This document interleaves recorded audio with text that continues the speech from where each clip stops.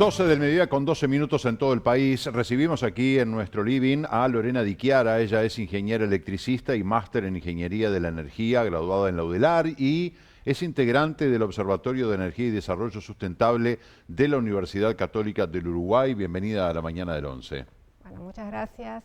Buen día para todos también. Un placer que nos acompañe. Y vamos a hablar de la resiliencia energética en Uruguay. La resiliencia que es esa capacidad de adaptarse y de sobreponerse a las adversidades, podríamos decirlo como gran definición.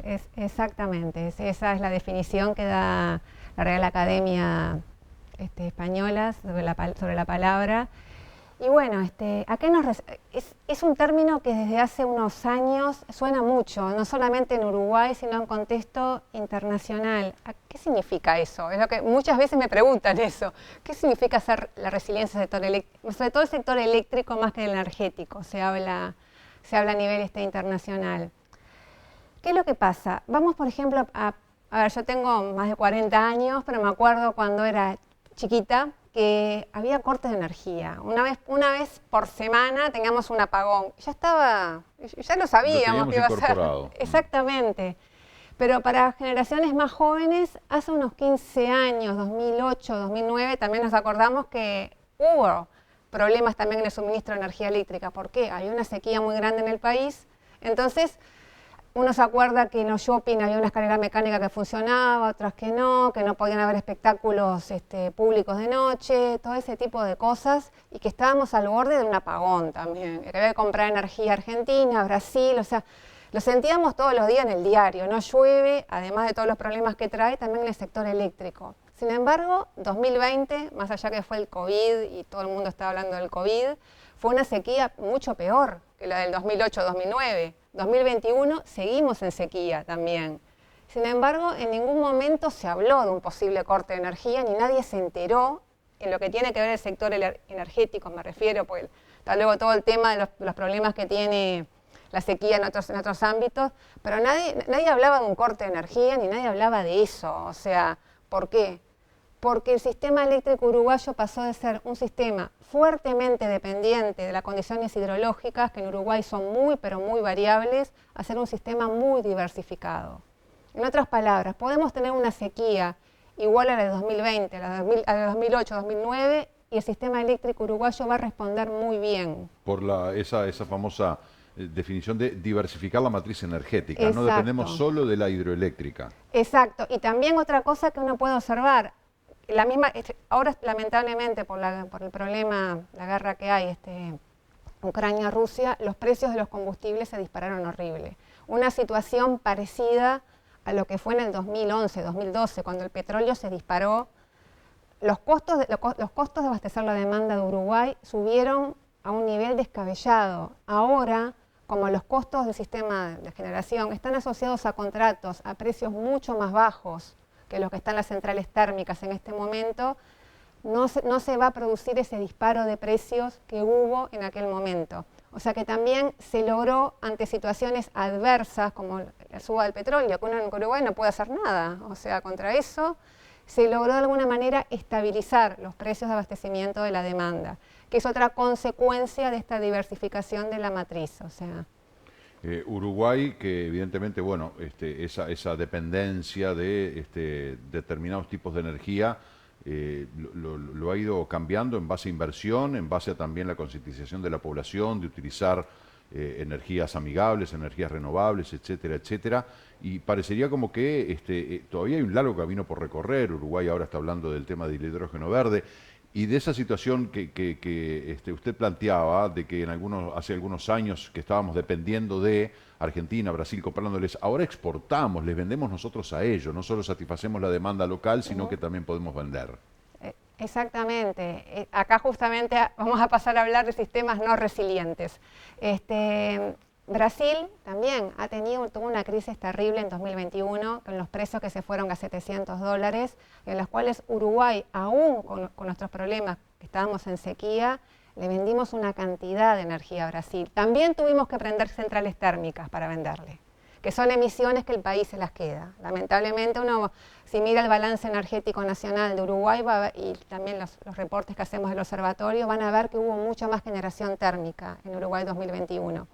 Pero también más del 60% fue para exportarle a Brasil, que Brasil realmente estaba al borde del corte de energía, con una cantidad de problemas. ¿Por qué? Porque también es un sistema muy hidrotérmico y tiene poca integración renovable. A ver, si uno mira los números, obviamente es mucho más grande que Uruguay, tiene una cantidad, pero en porcentaje a lo que tiene de demanda no está tan diversificado el sistema. Entonces, esa crisis de falta de lluvias la afectó como a Uruguay la afectó en el 2008, 2009. Y sí, le vendimos una cantidad de energía, aún nosotros con sequía. En este momento hay una situación parecida con Argentina. Por otros motivos, Argentina le falta inversiones en generación y Uruguay también ha vendido energía renovable y ha tenido también que prenderle generación térmica para poder ayudarlos a que den la demanda. O sea, somos un país pequeño, lo cual es cierto, al lado de los monstruos que tenemos al lado, pero inclusive lo estamos ayudando a que ellos puedan dar energía a sus propios sistemas. Eso es un problema de mala administración de los grandes, porque por una cuestión de lógica diría, es como un asalariado que termina prestándole plata a un empresario. Es porque el empresario se administra mal, permítame la analogía, ¿no? Pero para que se entienda. A ver, en el caso, ¿qué pasa con los sistemas hidrotérmicos? Voy a poner el ejemplo de Uruguay para que se pueda extrapolar también a Brasil. Por ejemplo, nosotros en Uruguay tenemos una demanda de 11.000, vamos a poner 11.000 gigawatt-hora. Y tenemos en los años en los cuales las condiciones hidrológicas, o sea, llueve mucho, son muy buenas, podemos tener 8.000, 9.000 gigawatt-hora. O sea, podemos dar cerca del 70-80% de la demanda con hidroeléctrica.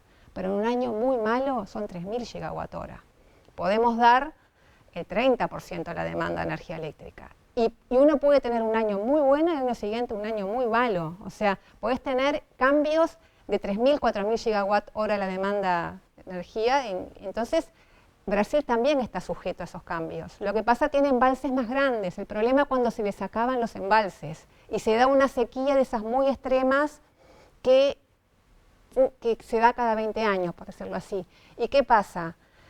Acá viene siempre la pregunta. Uno a veces dice, tengo una central ahí que nunca la utilizo, una central térmica de respaldo, y esa inversión también hay que pagarla de alguna manera. Y a veces... La pongo a funcionar para generar y vender. Claro, y para un privado, por ejemplo, en el caso de una generación térmica estamos hablando, es muy difícil instalar una central si probablemente por 10 años no la va a usar. Entonces, el problema que a veces pasa en los sistemas hidrotérmicos, es que generalmente está todo bien, hasta que viene el año seco, el año extremadamente seco, que uno no previó, y además hay también efectos que a veces se dice que es de cambio climático, bueno, eso es otro tema, que se están dando cada vez más periodos de sequía. Y también otro gran problema que hay, que uno dice, instala más. Instalar más es tomar la decisión para un gobierno, para lo que sea, pero no la tenés al día siguiente. Pueden demorar 2, 3, 4, 5 años, dependiendo de la tecnología que uno vaya a instalar. Y ya el problema lo tenés en ese momento. Claro. Entonces, son inversiones también de muy largo plazo, que a veces, o sea, es complicado, o sea, llevarlas a cabo por diversos motivos también. También hay que decir que el COVID atrasó muchas inversiones, o sea, no es también por decir que Brasil se descuidó, como sea, pero también había muchas inversiones en cartera de países que quedaron para atrás o de proyectos por otros tipos de emergencias que había en el momento. Igual previo al COVID también había habido momentos en los que Uruguay les vendió energía, ¿no? Sí. Ahora Uruguay tiene un crecimiento importante en la energía eólica con los aerogeneradores. Digo, acá en Maldonado es una zona donde se ven mucho, ahí tenemos imágenes. Y también la energía solar, ¿no? Que vemos en muchos lugares donde hay paneles solares, más allá de las casas autosustentables, pero acá, por ejemplo, hay un estacionamiento público, todo con paneles solares en el campus. La Intendencia de Maldonado se autoabastece con los paneles que tiene en los techos del edificio. ¿Por qué no apostar más, obviamente más allá de la inversión y lo que significa, ¿no? Apostar más a este tipo de energías que son renovables para tratar de prescindir lo más posible de otras energías que son contaminantes? De hecho se va por esa línea, por decirlo así. O sea, últimamente se está hablando mucho de la hoja de ruta del hidrógeno verde. O sea, ¿Qué es eso? Que uno dice hidrógeno verde. A ver, el hidrógeno es algo que creo que todos sabemos que es un componente de la tabla periódica, el más abundante en el universo, etcétera. El hidrógeno verde es fabricar la molécula con energías renovables. ¿Qué es lo que tiene, qué es lo que uno puede hacer con hidrógeno? Puede hacer diferentes tipos de combustible y sustituir, por ejemplo, transporte de larga distancia. En lugar de usar derivados de petróleo, usarlos con hidrógeno. O puede también hacer fertilizantes. Hay una variedad de cosas para hacer. A ver, todavía estamos en un momento en el cual... Está muy verde todo Exactamente, que está muy verde. Pero hay también otras iniciativas, que es, por ejemplo, la electromovilidad, que va mejorando de a poco, y hay nichos, como puede ser el transporte público capitalino, por ejemplo, acá Punta del Este sería ideal para que todos los ómnibus fueran... Algo hay, ¿no? Tímidamente, pero algo hay. Algún ómnibus y algún taxi eléctrico, algo hay. Claro, como los precios... Todavía creo que estamos en un momento en que los precios tienen que seguir bajando, claro, y las baterías están mejorando la autonomía. Exacto. Pero yo estoy convencida que de acá a un horizonte capaz que de 10 años, el transporte público, pensando siempre en eso, transportes públicos capitalinos, no larga distancia, y lo que sería flete, capaz que hay que pensar en otro tipo de solución por otros motivos. No tenemos red tampoco para que se hagan largas distancias eléctricas, ¿no? Mira, el tema también está que la autonomía hoy por hoy de una batería es de unos 200 kilómetros, 300 kilómetros, y además pesan las baterías, o sea, para lo que sería... ocupan espacio, o sea, para pensando en transporte realmente pesado, transporte de carga pesada, y hay que pensar en una solución un poco distinta, porque un camionero capaz que hace 600, 1000 kilómetros por día, y no puede tampoco estar, además del peso de la batería, estar esperando mucho rato a que cargue, o sea, pero en lo que es, yo estoy convencida que lo que es transporte urbano, sobre todo buses, va a terminar siendo eléctrico. Y además que tiene las ventajas también ambientales que uno conoce, y va a terminar costando menos. Uno tiene la energía eléctrica barata también, en relación también a si el petróleo sigue subiendo. O sea, claro, que es un factor que no podemos hacer nada, lamentablemente. El petróleo es finito, o sea, no solamente nosotros dependemos de los países exportadores o de los países productores de petróleo, sino que además esto se va a terminar en algún lugar. De hecho, ahora están mirando a nuestro país como posible lugar de exploración, a ver si encuentran petróleo, que también sería otro tema bien interesante para abordar. Pero en definitiva, necesariamente tenemos que pensar en energías renovables, en energías verdes, amigables, que no destruyan el medio ambiente, y parecería que de repente los tiempos, la necesidad es otra, ¿no? Lo que explicaba usted recién, o sea, necesitamos hoy cambiar lo que significa la utilización de los combustibles fósiles por energías amigables. Pero bueno, eso lleva un tiempo de inversión, de desarrollo, de incorporación, de que se pueda, porque la gente también se tiene que acostumbrar a la utilización de estas energías.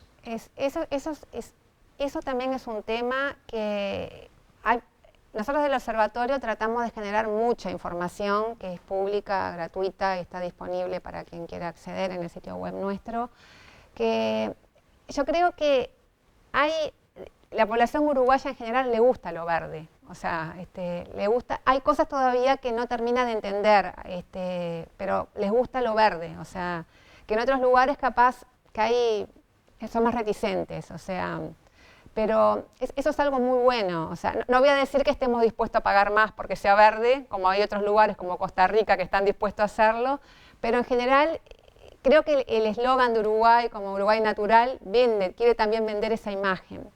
Se está dando también otra situación que es muy interesante a nivel internacional, que cada vez, sobre todo en los mercados europeos, que cada vez te están pidiendo más el sellito, tú sos verde, para fabricarte. Yo quiero vender un producto, si me tienes que certificar que seas tanto por ciento verde o 100% verde, si no, no te lo compro. Y eso también lleva a que Uruguay se esfuerce cada vez más para no perder esos mercados. Claro. O sea, que es también otra perspectiva que uno tiene que tener en cuenta a la hora de decir, bueno, ¿por qué es bueno ser verde? Además de todos los beneficios que hay, es bueno también porque me da acceso, y probablemente, si no cumplo con tales requisitos, no pueda acceder a estos mercados que están yendo por este lado. O sea, cuando volvemos a la definición de la temática de la resiliencia energética en Uruguay, ¿podemos decir que Uruguay es un país resiliente? que Uruguay, bueno, que nos podemos adaptar, digo, porque bueno, tenemos esos déficits hídricos, pero hemos ido desarrollando otras vías de generación de energía, o sea que como país somos resistentes. En el sector eléctrico, sin duda que sí. De hecho, Uruguay es ejemplo internacional. O sea, somos el segundo país con la mayor integración de energía renovable no convencional, con la energía eólica del mundo. Y cuando fue toda la transformación de Uruguay, que lo que fue interesante es, por ejemplo, el primero es Dinamarca, pero Dinamarca lo hizo todo. Dinamarca tiene más de 100 años en el mundo de energía eólica. Uruguay lo hizo primero porque era lo más barato. Claro. O sea, en otros países se aplicaron subsidios. Uruguay fue sin subsidios. Era lo que económicamente era más conveniente para el país. Lo que daba el estudio de planificación energética. El estudio, cuando me tocó hacerlo a mí, yo trabajaba en el ministerio en aquel entonces, daba instale eólica. ¿Por qué? Porque es lo más barato y además se independiza de estos costos. De hecho, si uno mira los estudios que nosotros hacemos, el costo de abastecimiento a la demanda bajó. O sea, y fue algo muy rápido. Se le llama la hazaña uruguaya, la transformación uruguaya. O sea, y uno va, por ejemplo, a Europa y conocen el caso de Uruguay. De hecho, me pasó una vez estaba en Dinamarca en un congreso de eólica y nombraron a Uruguay. O sea, un caso que hay que mirar Uruguay orgullo, porque ¿no? están Estar haciendo, tan lejos y claro, que están haciendo las cosas bien. Es un país que está haciendo las cosas bien. Y hay una cantidad de literatura sobre eso. O sea, entonces sí, somos un país que en poco tiempo nos convencimos que queríamos ir para un lado, bajamos costos. Y llegamos a un sistema, a ver, no es perfecto, como digo, capaz con el diario del lunes uno podía haber hecho algunas cosas mejor, o sea, porque hay algunas críticas que, bien o mal, se tomaron decisiones que capaz que podían haberse tomado mejor o peor, pero la realidad es que hoy por hoy tenemos un sistema que puede no llover, como ha pasado en casi 2 años, y tenemos energía.